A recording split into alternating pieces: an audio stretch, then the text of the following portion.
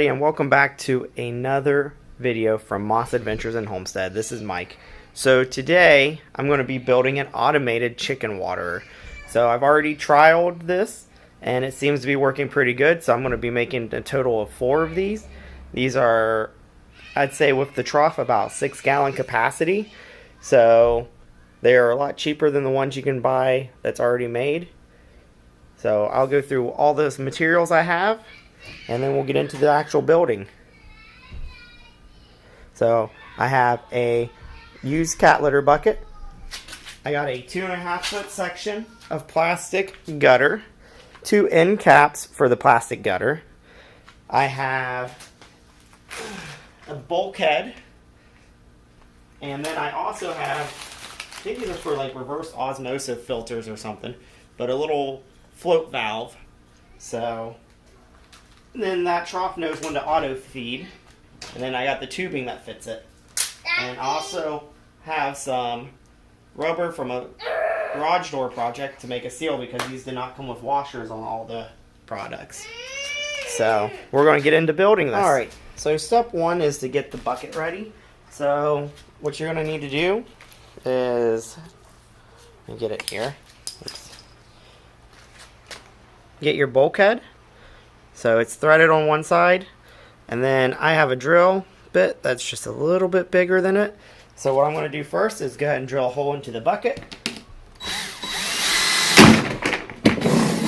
It doesn't take much to drill through them. The other thing that I did was I took that garage door rubber to make a washer, because if not, this thing does not have any seal on it. So I cut it out just a little bit bigger.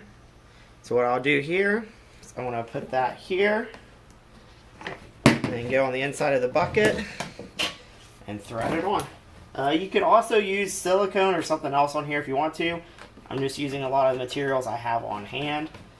These bulkheads are nice because they're quick release. So just tighten it down, and that'll make it watertight. So then what you do is you just hook your tube into it, then you can unhook it. So then you can go fill this bucket back up or move it or whatever you need to do. So we'll move on to the next step of getting the gutter piece ready. Alright, for this next step, I've already got the gutter cut into a 2.5-foot section. I bought these quick end caps. They've already got a seal on them, so when I pop them in here, it'll automatically seal it. If you don't have these, or you're using a, let's say a metal gutter, you could probably use like a silicone around it, or whatever sealer of your choosing is.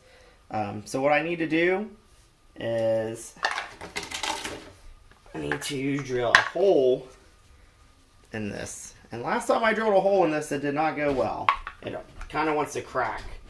So I'm going to drill it slow. Or I'm going to try to drill it slow, just so I don't break it again.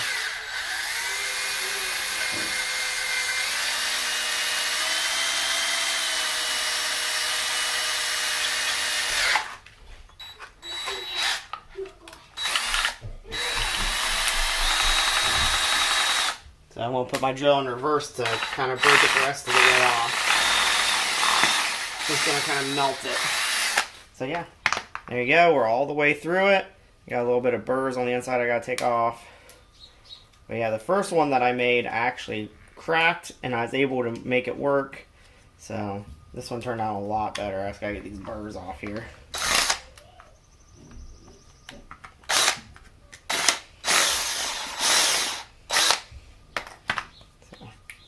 I'm gonna go get these burrs off, and then I'll be back to continue the video.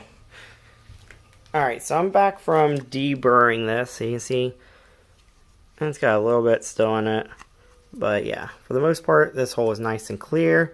So then we should get a good seat from the gaskets. So this is your outside, this is your inside. Your float valve goes like this. It's got a washer on it already, so we don't have to worry about that part. I don't have to make a washer for this. So as the water level goes up, it shuts the valve. When it's down like this, the valve is open. So it's just going to slide on like so. And then it's got another plastic washer or spacer, and you just put the nut on it. So just make sure you try to keep it as straight as possible while doing this part. So now I'm going to tighten it down. So yeah. And you can loosen the screw to adjust where this float is. I'm going to be doing this float down farther because right now it would be above the level of the gutter before it would shut off. So I will have to grab a screwdriver to make that adjustment. The other thing that I've learned with these valves is they come with a little T section. You have to put thread seal tape on here. If not, they will leak. So all I'm going to do is go ahead and thread it on. The one that I have currently, I threaded on and I left in the vertical position. So pretty much just wherever it stops. So the hose that I'm using is 1/4 inch hose. It's not the fastest hose in the world, but it does what I need it to, and it was cheap and it fits these valves. So when you're doing these systems, make sure you look for the hose that you need in order to make whatever supplies you end up buying. So I'm going to get my screwdriver, make adjustments to this, and then show you how we put it all together. Alright, so I got my float adjusted. So all you do, see it's lower now, you kind of set it down in here, and you just slide it onto the gutter piece.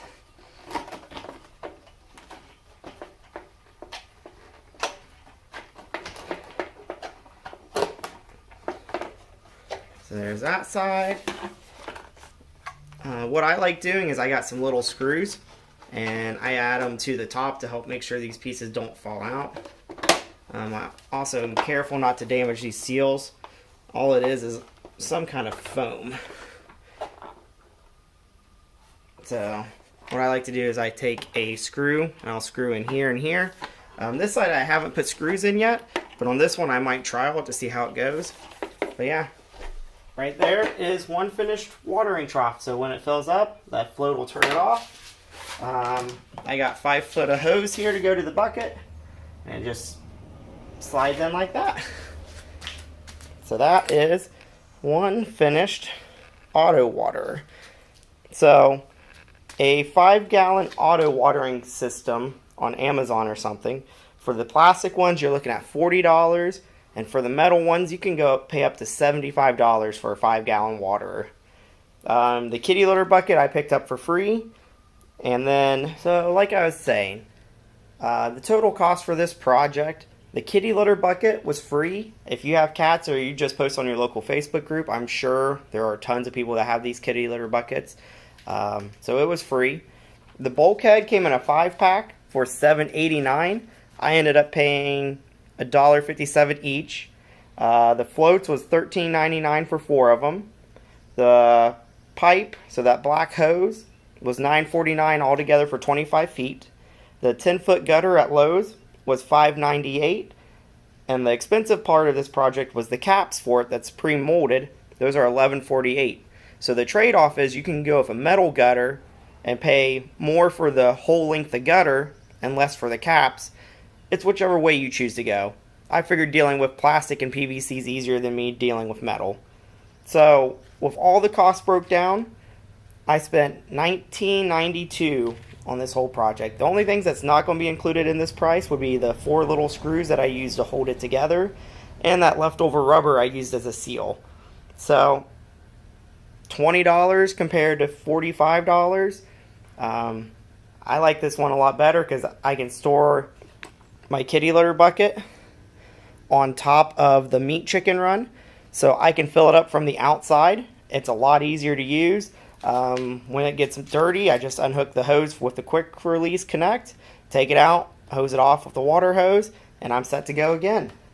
So I hope you like this video. If you want to see more DIY stuff, things around our homestead, gardening, whatever else it might be we get into, I know we've been really busy so far this summer. Springtime's busy, so some of my videos might be delayed.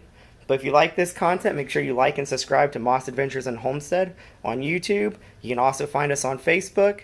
So, thanks for watching. Till next time.